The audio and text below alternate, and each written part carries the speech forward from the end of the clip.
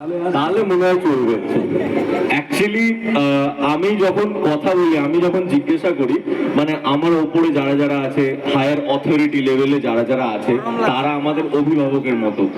তো তাদেরকে, আমাদের যারা বস হয় তাদেরকে আমি গিয়ে জিজ্ঞাসা করি যে এরকম এরকম খবর বাজারে উঠছে যে অনুরাগের ছোঁয়া অমুক মাসে অমুক তারিখে লাস্ট শুটিং বা অমুক দিন বন্ধ হয়ে যাচ্ছে, এটা কি সত্যি? তখন আমাকে তারা একটা কথাই বললো, মানুষের যে ভালোবাসা এবং তার যে টিআরপি, অনুরাগের ছোঁয়া প্রত্যেকদিন রাত 9:30 যে টিআরপি দিচ্ছে, মানুষের যে ভালোবাসা, তাতে আমরা এটা শেষ চাইলেও করতে পারবো না। সুতরাং তুই নিশ্চিন্ত থাক। আর শুধু তাই নয়, এই যে অনুষ্ঠান আমরা করতে যাই না, এত মানুষের মাঝে অনেক সময় আমি শুনি, কোথাও শুনি না যে বৌদি হারিয়ে গেছে, বৌদিকে পাওয়া যাচ্ছে না।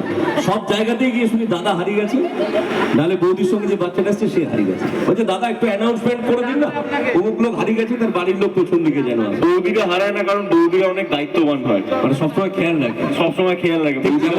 ঠিক যেমন করে ওখানে দীপা খেয়াল রাখে। একদমই তাই।